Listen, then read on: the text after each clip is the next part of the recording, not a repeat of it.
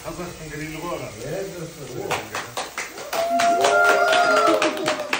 Ассалаумағалейкум, арда қазақ. Қонақ келсе қой соймайтын бар ма қазақ? Көрдік қой талайлардың мен деген ет жеуден қазақ пен қасқыр ешкім тең келмеген. Күттік қой осы тойдың басталғанын той иесі әкелді.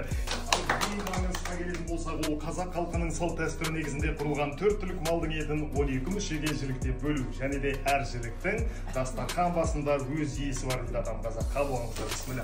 Анау кәржілік деп айтылады, білесіздер. Кәржілікті қазақтар босағаға іліп қойған, босағаның берекесі бар деп ұрымдаған, үй иесіне тартқан, үй иесі өзінің қадірлі қонағына тартқан. Мынау асықты жілігіміз бар, одан кейін мынау ортан жілігіміз. Бұның бәрі бас табақ, сый табаққа салынады. Қазағымыздың той томалағында осындай бас табақ, сый табақ, стар табақ деген қонақ кәде табақтарымыз көп қой. Сүбенің еті салынып жатады. Одан кейін мынау жамбас, 4 түлік малдың жіліктерінің ішіндегі ең маңыздысы тойдың басынан кейін салынатын. Бұл жамбас еді, білесіздер.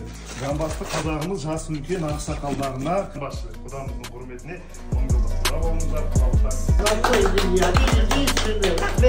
қабырғаларды теңдей бөліп барлық табаққа саламыз. Одан кейін қабырғаның бастамасы бұғана қабырға деп айтылады. Бұғананда қазағымыз бас табақ, сый табаққа салып отырған. Дәл солай екінші бетін қайталаймыз. Қазір мынау семейдің бойы болатын, білесіздер ме? Семейдің бойы.